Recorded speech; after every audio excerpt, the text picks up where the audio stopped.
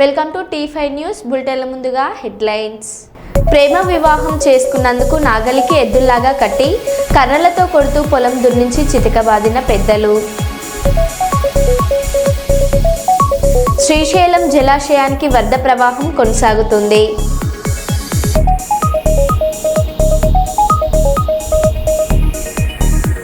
ములుగు తెలంగాణ ఛత్తీస్గఢ్ రహదారి బంద్.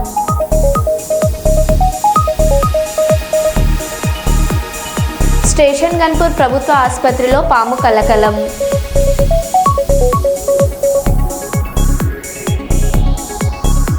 పోలీస్ కాలనీలో గోరింటాకు సంబరాలు.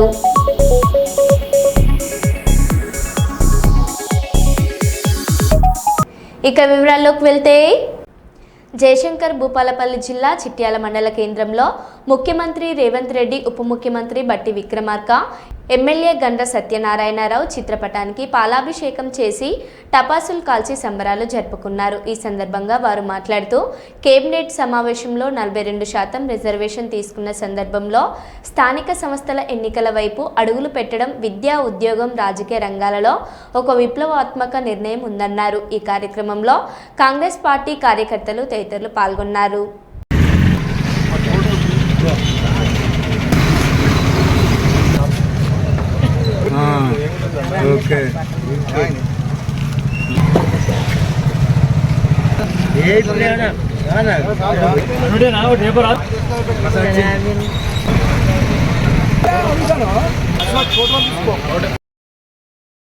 చిట్యాల మండల కేంద్రంలో కాంగ్రెస్ పార్టీ ఆధ్వర్యంలో దేశ చరిత్రలోనే ఒక చారిత్రాత్మకమైన నిర్ణయం తీసుకున్నటువంటి తెలంగాణ కాంగ్రెస్ ప్రభుత్వం రేవంత్ రెడ్డి గారి నాయకత్వంలో మొన్న జరిగిన మంత్రివర్గ సమావేశంలో బీసీలకు 42% రిజర్వేషన్ ప్రకటించినటువంటి తెలంగాణ కాంగ్రెస్ ప్రభుత్వానికి, రేవంత్ రెడ్డి గారికి ప్రత్యేక ధన్యవాదాలు, కృతజ్ఞతలు తెలియజేసుకుంటూ ఈరోజు రేవంత్ రెడ్డి గారికి మరియు బట్టి విక్రమార్కకు, గండ్ర సత్యన గారికి పాలాభిషేకం చేయడం జరిగింది మండల కాంగ్రెస్ ఆధ్వర్యంలో.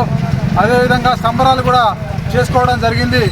ఎందుకంటే గత ప్రభుత్వాలు ఎన్నో వచ్చినాయి పోయినాయి, కానీ బీసీలను కేవలం రాజకీయంగానే వాడుకున్నారు తప్పితే వాళ్ళ జనాభా ఎంత, వాళ్ళ రిజర్వేషన్ ఎంత ఇవ్వాలని ఏ రోజు కూడా కనీసం మాట్లాడుకున్న పాపాన కాదు, కనీసం ప్రకటించిన పాపాన కూడా పోలేదు. అదే మా రేవంత్ రెడ్డి గారి ప్రభుత్వం ఈరోజు బీసీలను గుర్తించి ప్రభుత్వం వచ్చిన వెంటనే కులగణన చేసి జనాభా ప్రాతిపదికన రిజర్వేషన్ ఒక ధైర్యంగా, మొండి సాహసంతో ధైర్యంగా ప్రకటించిన ఏకైక నాయకుడు మా రేవంత్ రెడ్డి గారని మేము గర్వంగా చెప్పదలుచుకున్నాం.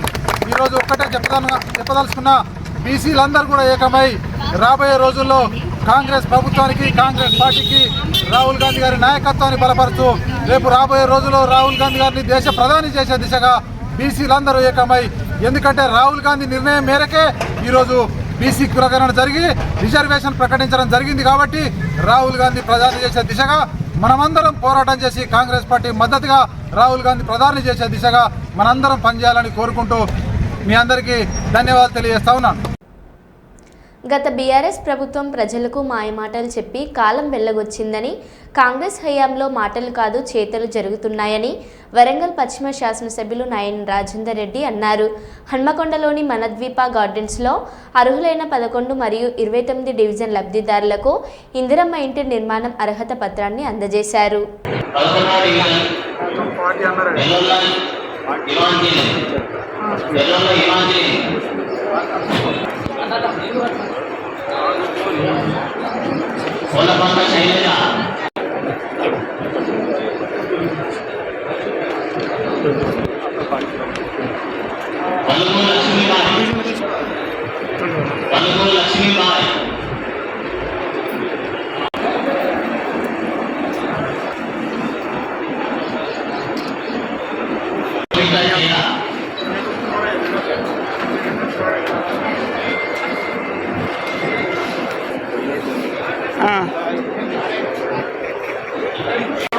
అక్కడ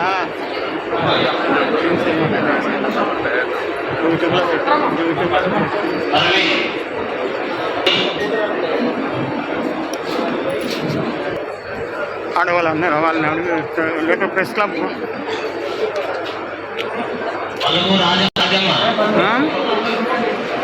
తీసుకునే వాళ్ళు అందరూ ఉన్నారు.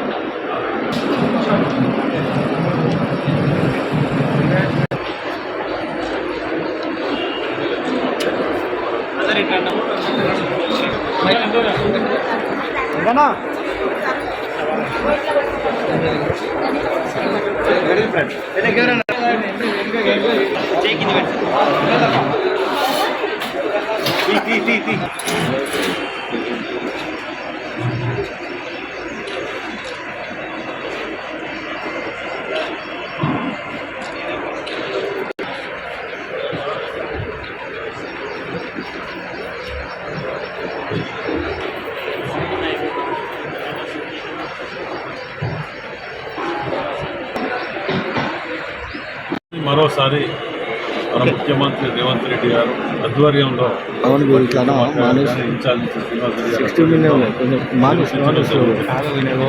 ఇలా ప్రతిదీ కూడా ఇందిరమ్మ రాజ్యంలో ఏ విధంగా ఉంటుంది అనేది మనం చూస్తున్నాం.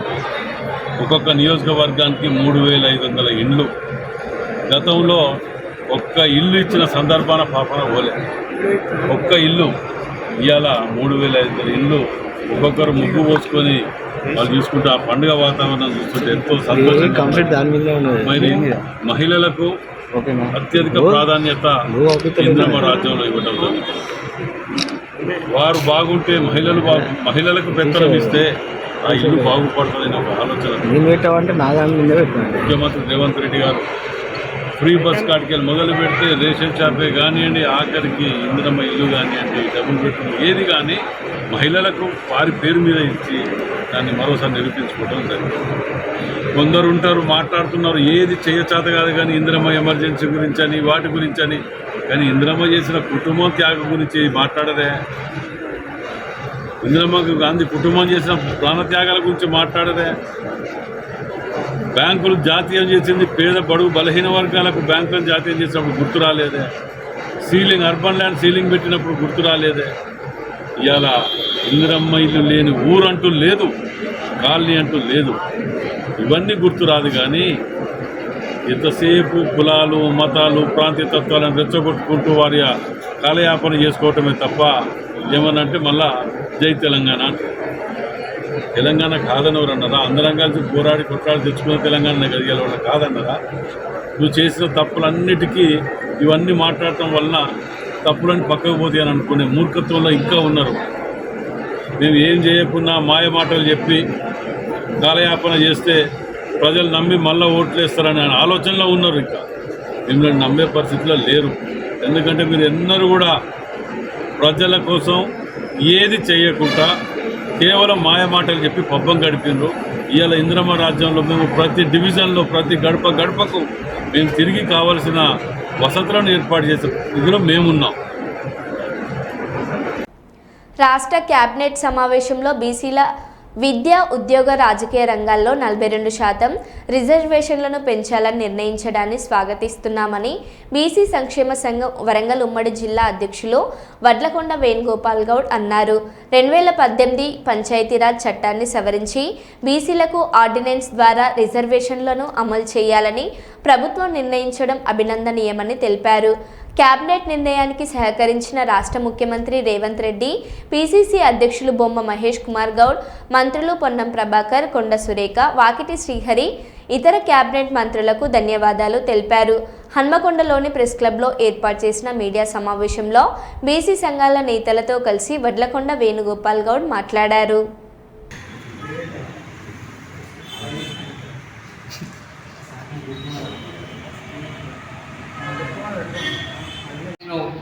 ఎవరైనా బీసీ వ్యతిరేకులు అగ్రకులాలు కోర్టులో హైకోర్టులో వేసే విధంగా ప్రయత్నం చేస్తే మాత్రం ఖబర్దార్, ఖచ్చితంగా మేము అంతు చూస్తామని చెప్పి అగ్రవర్ణాలకు మేము పిలిపిస్తున్నాం. ఎలాంటి కేసులకు ఎవరిపోయినా కూడా వారిని వదిలిపెట్టేది లేదని చెప్పి ఈ సందర్భంగా మేము ఈ పత్రికా సమావేశంలో అందరినీ హెచ్చరిస్తున్నాం.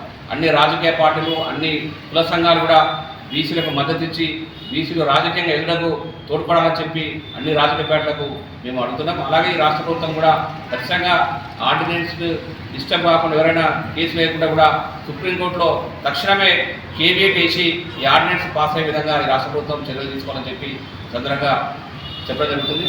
వడ్లకొండ వేణుగోపాల్ గౌడ్, బీసీ సంక్షేమ సంఘం, వరంగల్ ఉమ్మడి జిల్లా అధ్యక్షుడు.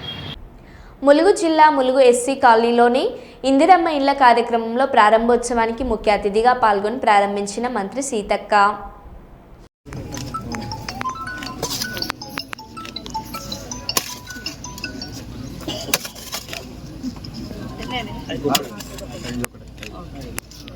All the best. తొందరగా కట్టుకోండి.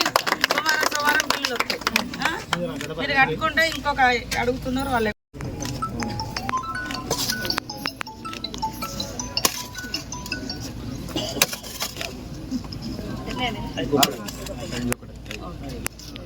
All the best. తొందరగా కట్టుకోండి. సోమవారం బిల్లులు వస్తాయి. మీరు కట్టుకుంటే ఇంకొక అడుగుతున్నారు వాళ్ళే.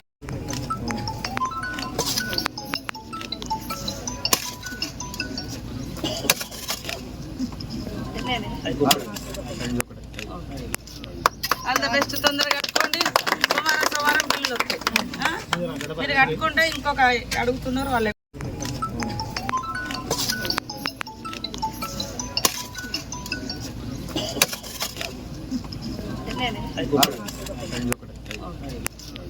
All the best. తొందరగా కట్టుకోండి. సోమవారం బిల్లులు వస్తాయి. మీరు కట్టుకుంటే ఇంకొక అడుగుతున్నారు వాళ్ళే. కాంగ్రెస్ ప్రభుత్వం అధికారంలోకి వచ్చిన 15 నెలల్లో చేసిన అభివృద్ధి బీఆర్ఎస్ 10 సంవత్సరాల కాలంలో అధికారంలో ఉన్నప్పటికీ చేయలేదని హుజరాబాద్ కాంగ్రెస్ పార్టీ నియోజకవర్గ ఇన్ఛార్జి వడితెల ప్రణవ్ అన్నారు. సిఎంఆర్ఎఫ్ చెక్కుల గురించి ప్రధానంగా మాట్లాడుకుంటే హుజరాబాద్ నియోజకవర్గంతో పాటు రాష్ట్రంలో ఉన్న అన్ని నియోజకవర్గాల్లో దాదాపు ఇప్పటి వరకు 16 నుంచి 1700 కోట్లు మరి మా ముఖ్యమంత్రి రేవంత్ రెడ్డి గారు రిలీజ్ చేయడం జరిగింది. అన్ని నియోజకవర్గాలలో ఆ నాయకులు పార్టీలకు అతీతంగా ఎవరు ఎమ్మెల్యేలు ఉన్నా ఈ సిఎంఆర్ఎఫ్ చెక్కులు అనేది పంచడం జరుగుతుంటుంది.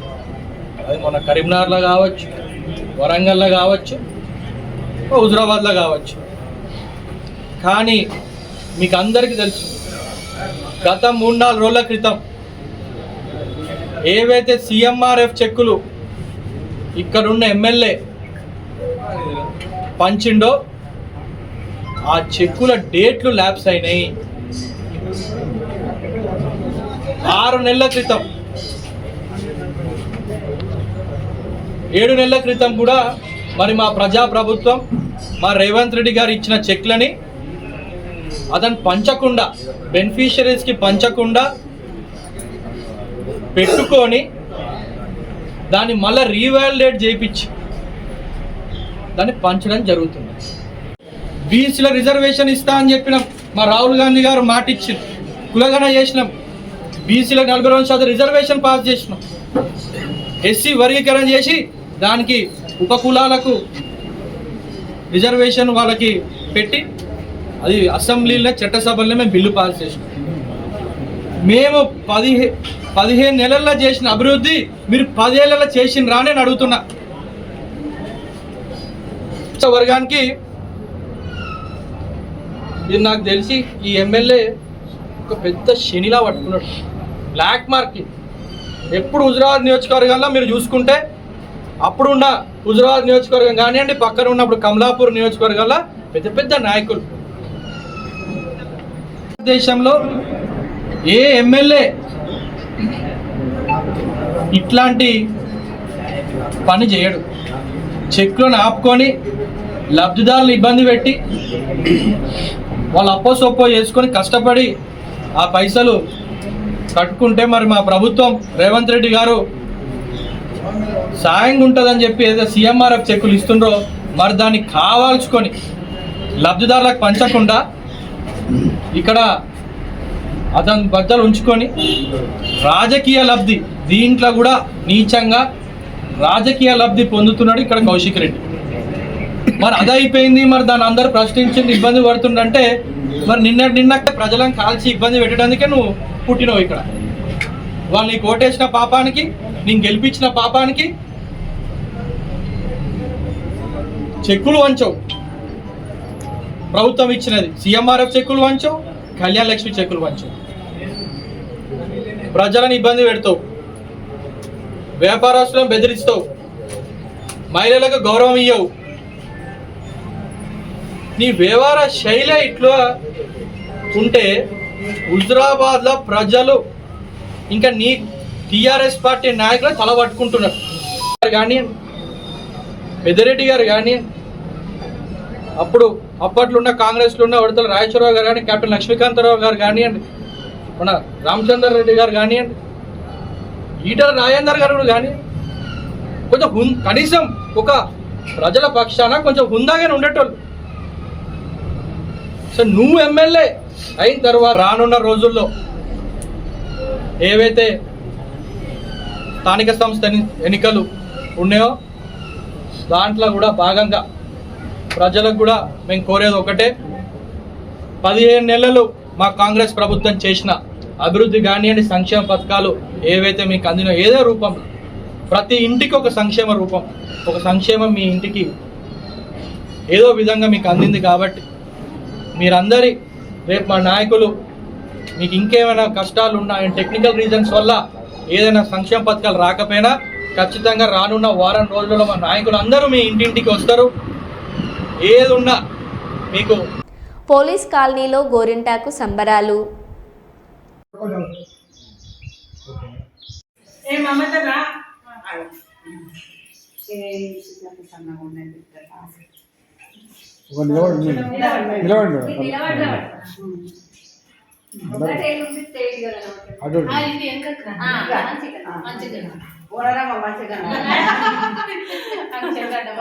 మళ్ళీ ఇంకోసారి వెన్యూ ఇవ్వాలి మనకు.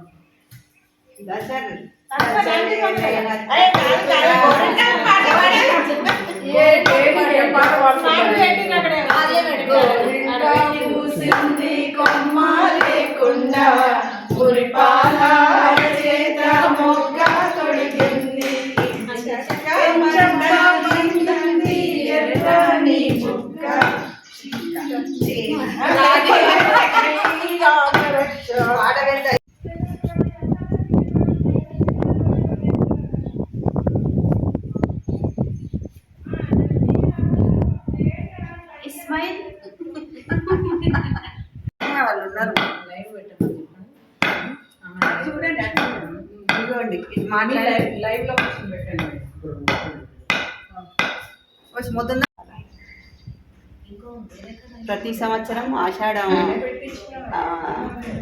గోరింటాకు సంబరాలు ఈ పోలీస్ కాలనీ 10లో జరుపుకుంటాము. అందరూ కిట్టి ఫ్రెండ్స్ కావచ్చు, వేరే ఇతర ఫ్రెండ్స్ కూడా ఉన్నారు. అందరం కలిసి ప్రోగ్రామ్ చేసుకుంటాము.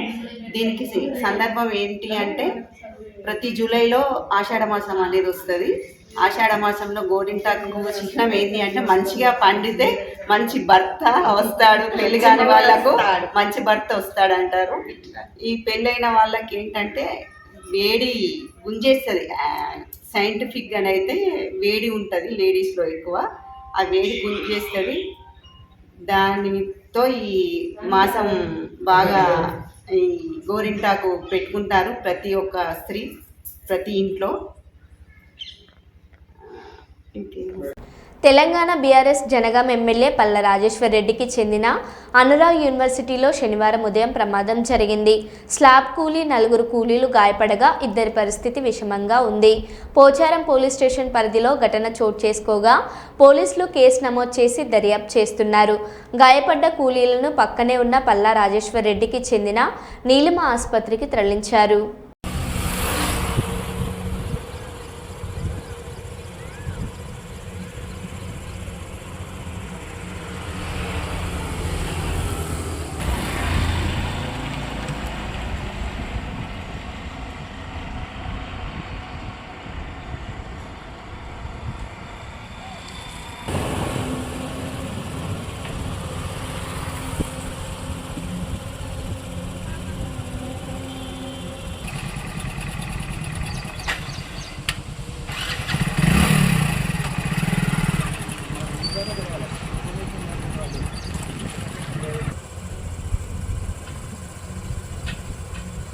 రామచందర్ రావుకి తెలంగాణ బీజేపీ అధ్యక్షుడు పదవి ఇవ్వడాన్ని ఖండిస్తున్నాం. విద్యార్థుల హక్కుల కోసం పోరాడుతున్న వేమ్ల రోహిత్ అనే దళిత యువకుణ్ణి దేశద్రోహిగా చిత్రీకరించిన ఆనాటి ఏబీవీపీ లీడర్ సుశీల్ కుమార్, ఆనాటి ఎమ్మెల్సీ రామచందర్ రావులకు కీలక పాత్రలు ఇవ్వడం దుర్మార్గం. దళితులపైన దాడులు చేసిన వారికి బీజేపీ ఉన్నత పదవులు, ప్రమోషన్లు ఇస్తుందని బట్టి విక్రమార్క అన్నారు. రోహిత్ వేముల హైదరాబాద్ సెంట్రల్ యూనివర్సిటీలో ఆత్మహత్య చేసుకుంటూ తను రాసినటువంటి నోట్లో మాటలు కానీ, అతను అంతకుముందు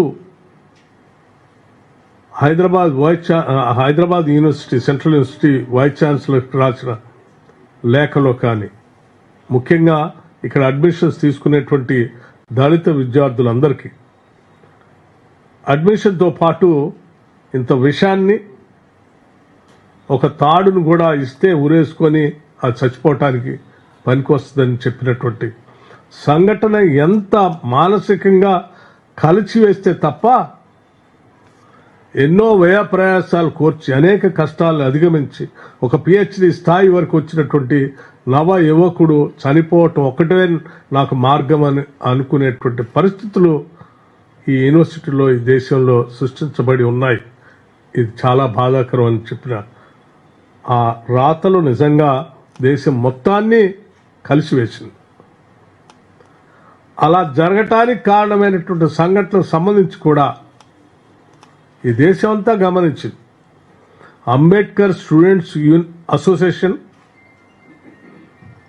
ఆ యూనివర్సిటీలో జరుగుతున్నటువంటి సంఘటనలన్నింటినీ గమనించి ఇక్కడ ఆత్మగౌరవంతో బతకటానికి కావలసినటువంటి హక్కుల గురించి పోరాటం చేస్తూ ఆ యూనివర్సిటీ అధికారులకి విజ్ఞాపనలు ఇస్తున్నటువంటి సందర్భంలో వాళ్ళని అడ్డుకొని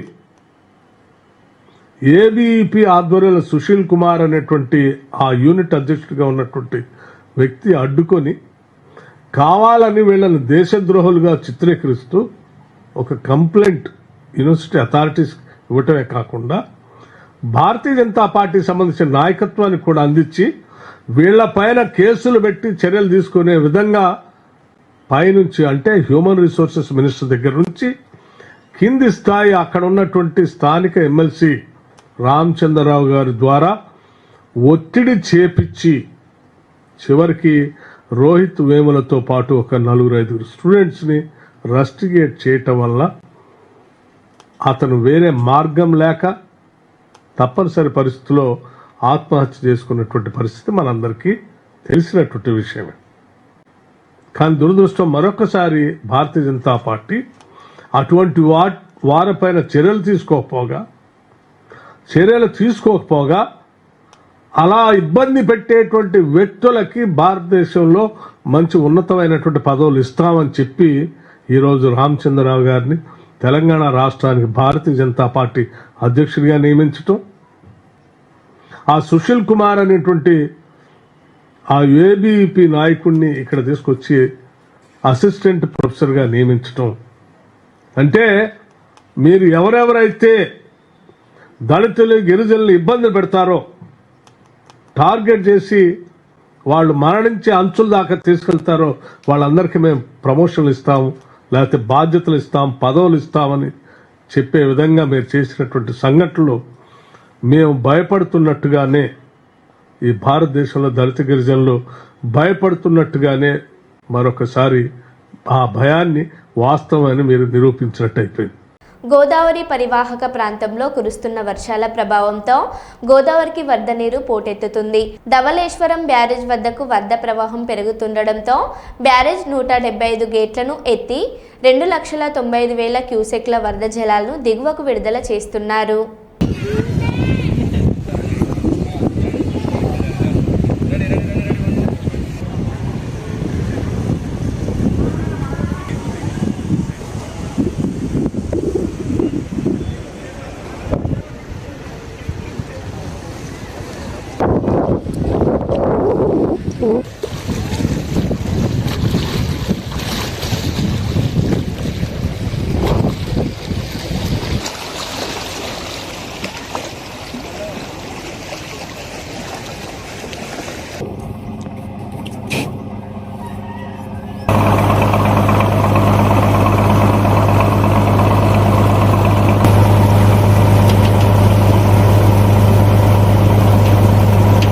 మరో బులెటిన్లో మళ్ళీ కలుద్దాం. Stay tune.